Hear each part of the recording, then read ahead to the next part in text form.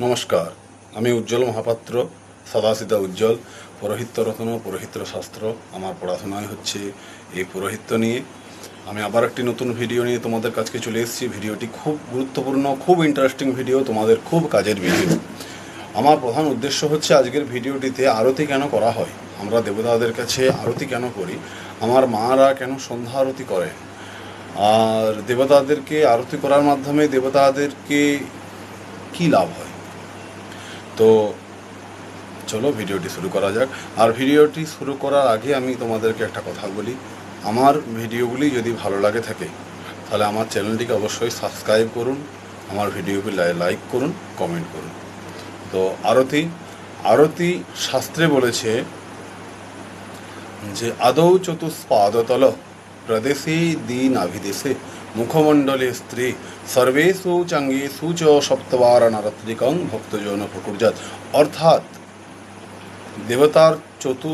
দেবতার চরণতলে 4 বার, দেবতার নাভিদেশে 2 বার, মুখমণ্ডলে 3 বার এবং সর্বাঙ্গে 7 বার।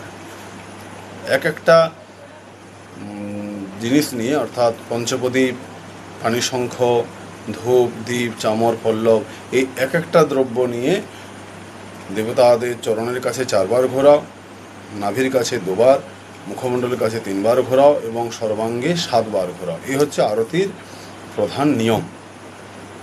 এই হলো আরতির নিয়ম। কিন্তু আরতি কেন করি?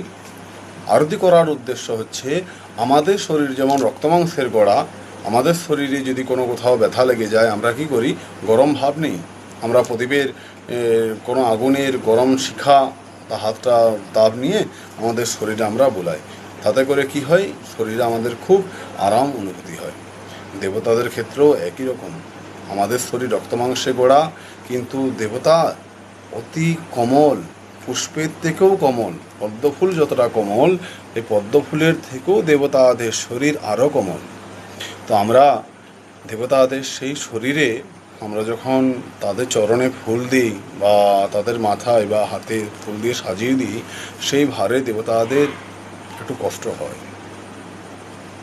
তো সেই কষ্ট নিবারণ করার জন্য আমরা পুজো হয়ে যাওয়ার পরেই আমরা পঞ্চপ্রদীপ দিয়ে, তাপ দিয়ে, পঞ্চপ্রদীপের শিখা তার সর্বাঙ্গে ঘুরিয়ে তাকে সেই পঞ্চপ্রদীপের আগুনের তাপ দেওয়ার মাধ্যমে তার শরীরে আরাম অনুভূতি করি, তার শরীরে আরাম দিই। এরপর আসে পানিশঙ্খ। পানিশঙ্খ, যেখানে আমরা হাতে ছোট্ট একটি শঙ্খ থাকে, অনেকেই জানো অনেকেই জানে না।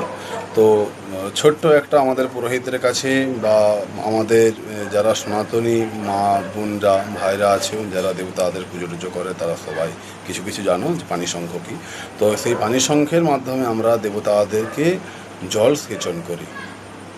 যেমন আমাদের গরম ভাব নেওয়ার পরে জল সেচন করে যতটা আরাম লাগে, দেবতার ক্ষেত্রেও তাই পানিশঙ্খে জল সেচনের মাধ্যমে তার খুব আরাম প্রদান করা হয়, তার খুব আরাম লাগে। এরপর আসছে শালু বা চুনরি। এই শালু কাপড়ের দ্বারা আমরা চরণতলে 4 বার, নাভির কাছে 2 বার, মুখমণ্ডলে 3 বার এবং সর্বাঙ্গে 7 বার শালু কাপড় দিয়ে তার গায়ে যে আমরা পানিশঙ্খ দিয়ে জল সেচন করেছি, সেই জল শালু কাপড় দিয়ে আমরা মুছিয়ে দিই। সর্বাঙ্গে আমরা সেই শালু কাপড় ঘোরাতে ঘোরাতে তার জলটাকে মুছানোর কল্পনা করি। এরপর পঞ্চপল্লব দিয়ে বা পুষ্প দিয়ে আমরা দেবতাদেরকে পুনরায় বন্দনা করি। তারপর সর্বশেষে চামর বা পাখা দিয়ে আমরা বাতাস করে দেবতাদেরকে বিশ্রাম দিই। আরতির পরে আর কোনো পুজোর কাজ হয় না। আরতি হয়ে যাওয়া মানেই দেবতাদের বিশ্রাম হয়ে গেল। দেবতাদের বিশ্রাম মন্ত্র হচ্ছে সুপ্ত সুপ্ত জগন্নাথ বিশ্রামং কুরু কেশব আসনং সুখসজ্জায়াং শয়নং সুখ মন্দিরে। এটা হচ্ছে শ্রীহরি শয়ন মন্ত্র। তো আমার ভিডিওটি যদি তোমাদের ভালো লাগে অবশ্যই লাইক করো, কমেন্ট করো, আমার চ্যানেলটিকে সাবস্ক্রাইব করো। রাধে রাধে। এরকম নতুন ভিডিও দেখতে আমার পাশে থেকো। রাধে রাধে। জয় জয় শ্রী রাধে।